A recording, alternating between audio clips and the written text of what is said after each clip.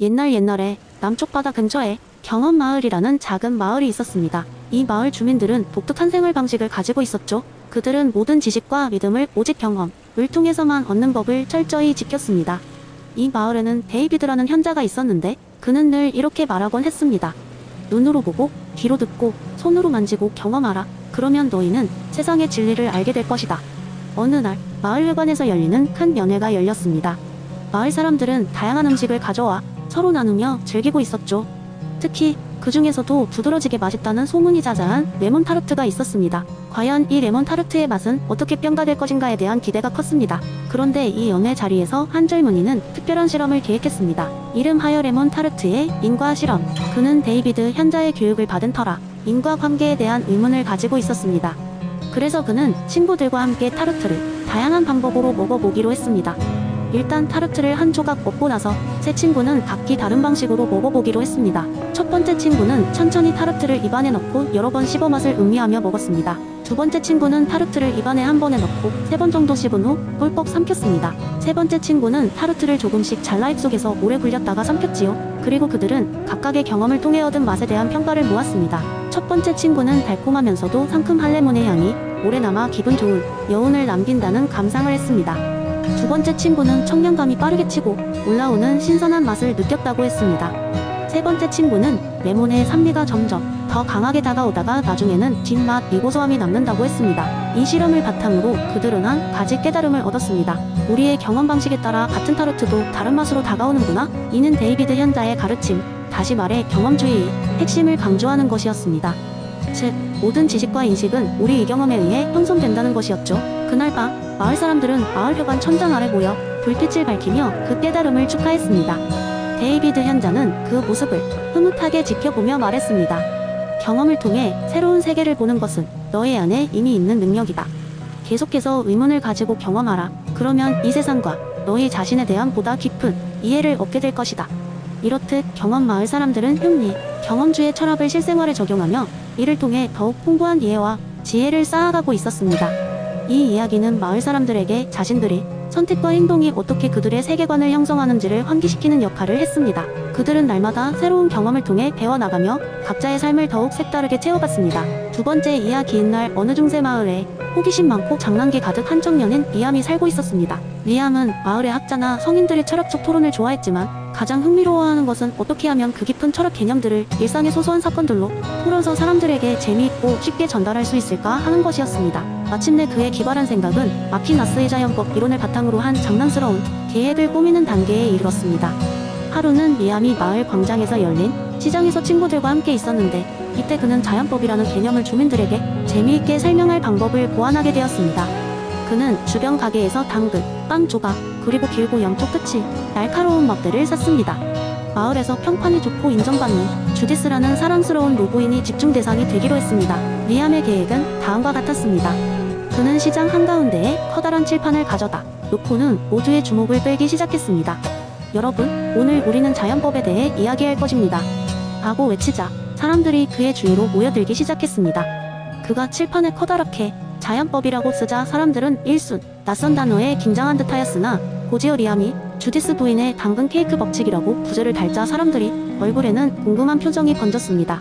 리암은 사람들 앞에서 가지고 온 당근과 빵 조각, 막대를 불이 나게 꺼내 놓았습니다. 자, 보십시오. 여기에 당근이 있습니다. 그리고 빵 조각, 마지막으로 이 막대가 있습니다. 여러분은 이 세 가지 물건을 어떻게 사용하실 건가요?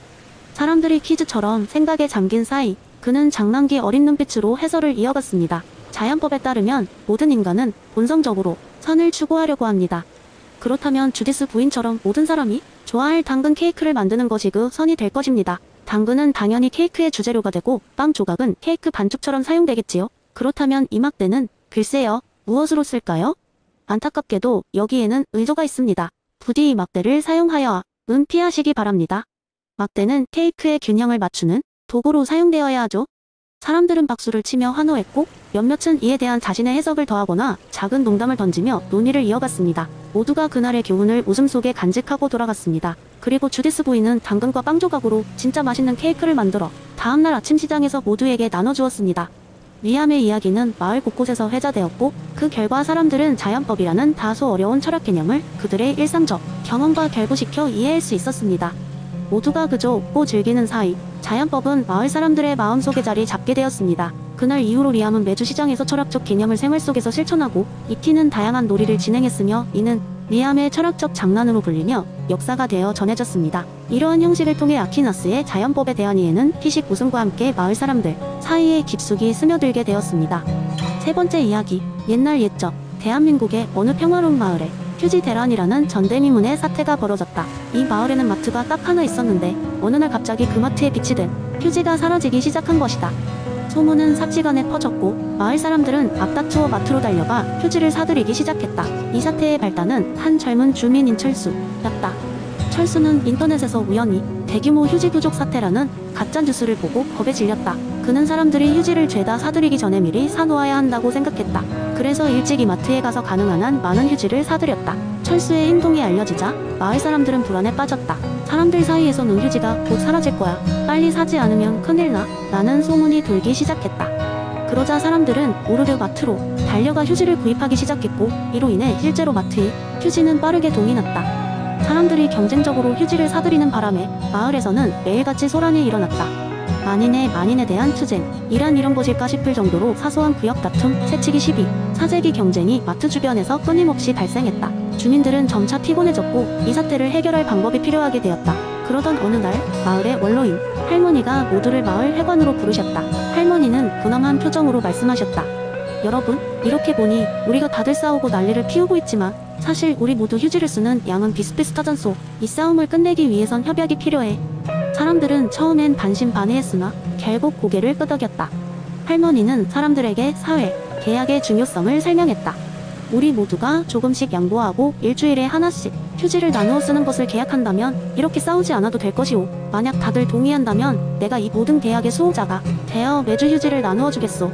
혹스의 이론을 증명이라도 하듯 사람들은 마침내 이 제안에 찬성했다. 새로운 규칙 아래서 사람들은 조금씩 휴지를 덜 사용하게 되었고 자연스레 불안과 싸움도 줄어들었다. 계약하에 매주 정해진 날에 할머니께 휴지를 받으러 가면서 사람들은 소소한 일상과 마을 공동체의 중요성을 다시금 느끼게 되었다. 그리하여 평화로운 이 마을은 다시금 예전의 평온함을 되찾게 되었고 할머니는 마을의 영웅으로 칭송받으며 살아가셨다. 철수는 그 이후로 가짜 뉴스를 퍼뜨리지 않기로 다짐하며 또한 자신이 벌인 소동에 대해 조금이나마 책임을 지려는 마음가짐을 가지게 되었다. 결국 강력한 중앙 권력 역할을 해주신 할머니 덕분에 마을은 질서를 되찾고 사람들은 웃음꽃을 피우며 다시 서로를 믿게 되었다. 이는 바로 새로운 휴지 대란이 오기 전까지의 이야기이다. 네 번째 이야기, 어느 마을에는 특이한 전통이 하나 있었습니다.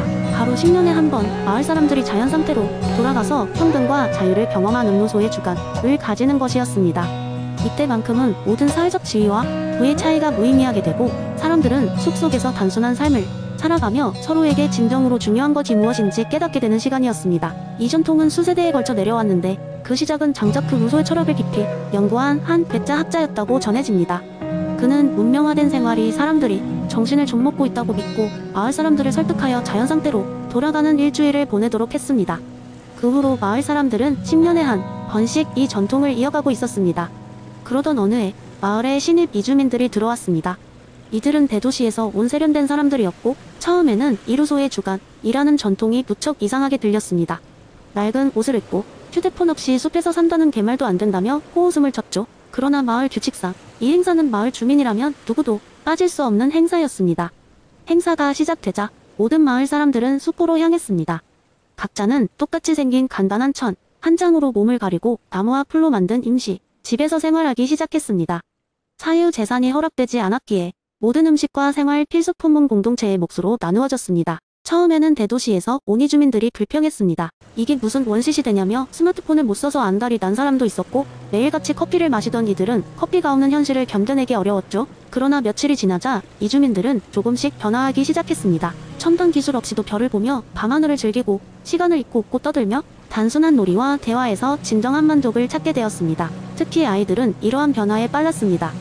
그들은 숲속을 자유롭게 뛰어다니며 게임기 없이도 충분히 즐거워할 수 있다는 것을 깨달았습니다. 이주민 중 한 젊은 부부는 매일 아침 일어나 서로를 마주보고 웃었습니다. 우리가 이런 대화를 언제 해본 적이 있었던가? 남편이 아내에게 물었죠. 아내는 글쎄, 아마도 우리의 신혼여행 때?